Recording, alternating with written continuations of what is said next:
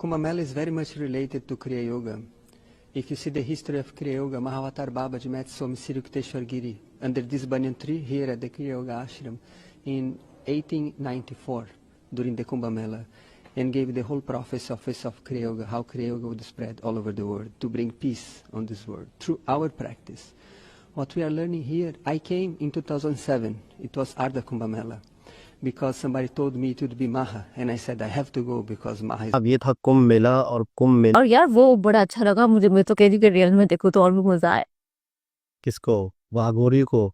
आगोरी पूरा मेला रियल में देखो तो और भी अच्छा लगे। वो नहीं ज्यादा, मतलब यूँ समझ लो कि एंटरटेनमेंट भी है, रौनक भी है, और बहुत सारे लोग भी हैं, और रश भी है, प्रसाद भी है, और बहुत सारा मतलब है कि एक तरह से ऐसी चीजें कुछ देखने को मिलेंगी जो शायद आपने जिंदगी में कभी ना देखी हो। अभी महाकुंभ की तैयारी हो रही है, मतलब कि अभी जो मेला है ना, जैसे कि उन्होंने बताया कि कुछ डेज में ये होगा, लेकिन उसके लिए अभी से ये जो तैयारियां होती है ना वो चल रही हैं, और तैयारियों में ही इतने ज्यादा लोग शामिल हैं। तो आप सोचे कि जब जिस दिन ये मेला होगा तो उस दिन तो फिर मुझे लगता है पाँव रखने की भी जो जगह होती है ना वो भी नहीं होगी, क्योंकि ये 12 साल के बाद मतलब हर साल मेला होता रहे ना तो लोगों की इतनी ज्यादा भीड़ नहीं होती उनको। जय हिंद दोस्तों, जैसे जैसे महाकुंभ में आ रहा है वैसे ही दुनिया के हर कोने से सनातन धर्म को मानने वाले लाखों सनातनी प्रयागराज के पवित्र भूमि पर पहुंच रहे हैं। ऐसे में ही ब्राजील से आए विदेशी साधु स्वामी जी भावनानंद, जो एक क्रिया योग ट्रेनर है, आध्यात्मिकता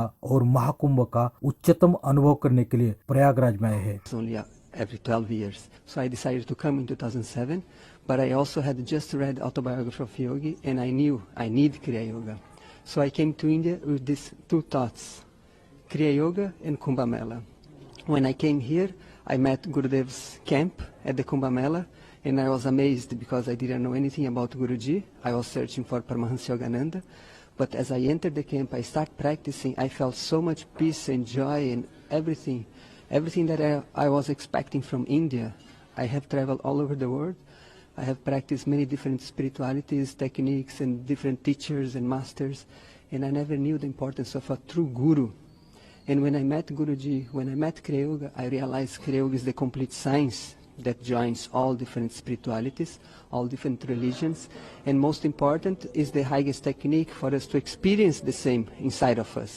What Jesus Christ has taught, that I and God are one. Through Kriya Yoga meditation we can experience what Lord Krishna has said, I'm present. तो कहते हैं कि जो असल अघोरी है ना, अघोरी असल, यानी कि जो वाकई ही बिल्कुल अपने आप को इस दुनिया से काट के घूम रहे हैं, बिल्कुल एक मलंग बने हुए, समझो जिसको हम अपने अल्फाज में मलंग कहेंगे, वो इस तरह जैसे ये लोग आ रहे थे ना सामने और नाश कर रहे थे और इंटरव्यू दे रहे हैं, मतलब वो इस तरह वो लोग सामने नहीं आता। दोस्तों आपको बता दें कि आध्यात्मिकता का सर्वोच्च अनुभव करने वाले इस महासंगम में विश्व के हर देश से कोई ना कोई सनातनी भारत में पहुंच रहे हैं। मानवता के इस विशाल महाकाय संगम में हर व्यक्ति भौतिक जीवन को भूलकर अपने आप में झांकता है और मनुष्यता और मानवता का अर्थ समझने का प्रयास करता है। दोस्तों हमारा भारत ही दुनिया का एकमात्र ऐसा देश है जो मनुष्य का जीवन सुसह्य करने का प्रयास करता है। शायद इसी कारण जब भी आध्यात्मिकता की बात आती है वहाँ महान भूमि भारत को याद करना ही पड़ता है। जीवन का अर्थ, मनुष्य निर्मिति, ईश्वर, आत्मा,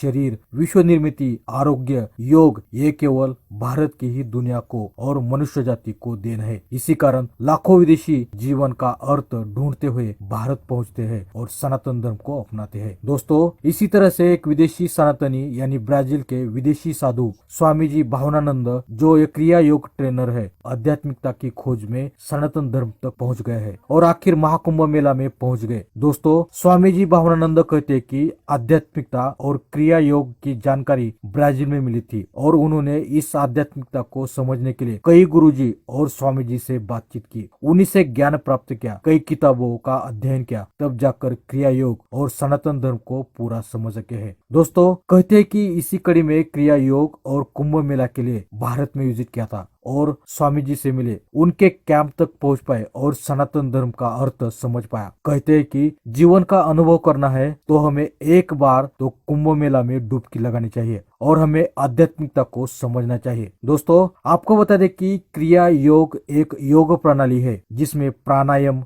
मंत्र और मुद्राओं के कई स्तर शामिल है। इसका मकसद आध्यात्मिक विकास को तेज करना और शांति और ईश्वर साक्षात्कार की स्थिति पैदा करना है। क्रिया योग जीवन ऊर्जा से जुड़ा एक आध्यात्मिक मार्ग है। इसमें शरीर में प्रवाहित होने वाली ऊर्जा को मजबूत किया जाता है। इससे हृदय और फेफड़ों की गतिविधि धीमी हो जाती है और चेतना का स्तर ऊपर उठता है। परमहंस योगानंद के अनुसार क्रिया योग एक सरल मनकायिक प्रणाली है जिसके द्वारा मानव रक्त कार्बन से रहित तथा ऑक्सीजन से प्रपूरित हो जाता है। इसके अतिरिक्त ऑक्सीजन के अणु जीवन प्रवाह में रूपांतरित होकर मस्तिष्क और मेरुदंड के चक्रों को नवशक्ति से पुनः पूरित कर देता है। और ये मैं पूरे दावे के साथ कह सकता हूँ कि जीवन की हर मुश्किल जो आज तक मैंने अपने पिछले विगत वर्षों में महसूस की थी या जिसको एक्सपीरियंस किया था, वो सब अपने आप ही उसका समापन हो गया। और अब लक्ष्य जीवन में यही है कि जिस आनंद की मैं अनुभूति कर रहा हूँ वो बाकी भी दुनिया कर सके। वो उनको पता ही नहीं होता, उनको होश ही नहीं होगा। वो होश ही नहीं होता। और वो मतलब है कि अगर किसी से वो बात कर लें, अगर किसी के करीब आ जाए, किसी को कोई प्रसाद दे दें, तो समझो उसकी जिंदगी। हाँ, ऐसा है। तो वो लोग इस तरह से, मेरे ख्याल में बहुत सारे लोगों ने तो अब एक ना गेटअप कर लिया और ये चीजें कर ली और एक इंटरटेनमेंट के तौर पे और एक चीजें हो रही हैं, लेकिन मेरे ख्याल में वो तो ऐसे होंगे कि वो किसी को समझ में आ गए तो आ गए, किसी से बातचीत हो गई तो हो गई, किसी से हेलो आय हुई तो हुई, किसी की उनसे वो लोग अपने मगन अपनी जिंदगी में और मगन। ये जगह ऐसी है कि जहां पर आपको ऐसी ऐसी हस्तियां, ऐसे ऐसे लोग टकरा सकते हैं, मिल ऐसा सकते हैं। वो नसीब है आपका। हाँ, ऐसे लोग हो सकते हैं 100%। खैर, लेकिन मैं अभी शुरू नहीं हुआ और और ये हाल है, जब तो आगे तो बेहाल हो जाएगा। हाँ, बिल्कुल ऐसा ही है।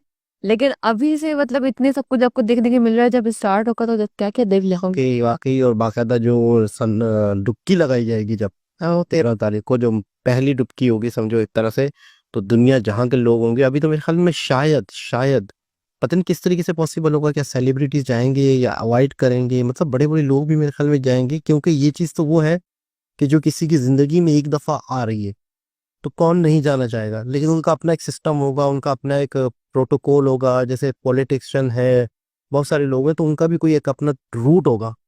ऐसा ही वो आम जनता वाला रूट नहीं होगा। बिल्कुल ऐसे। वो उस तक आएंगे, नदी तक आएंगे, जहाँ पर मतलब वो होगा, डुबकी लगाई जाएगी। होता चलो इस दफा नहीं जा पाए तो हम अगली दफा चले जाएंगे, लेकिन जब 12 साल के बाद होता है ना, तब नहीं जाना होता। फिर ये होता है कि पता नहीं अगली दफा हमें हमारी जिंदगी रहे ना रहे, पता नहीं कि हमें यहाँ पे जाने का मौका मिले ना मिले। तो लोग 12 साल इस चीज का वेट करते हैं, और जब 12 साल गुजर जाते हैं तो फिर वो ये मतलब मेले को जो है ना वो अटेंड करना मतलब अपना एक फर्ज समझते हैं, वहां पे जाते हैं। और यहाँ पे हजारों की तादाद में मतलब करोड़ों की तादाद में लोगों ने शामिल होना। तो दोस्तों, अगर आपको वीडियो पसंद आ जाती है तो कृपया लाइक, कमेंट और सब्सक्राइब कीजिए।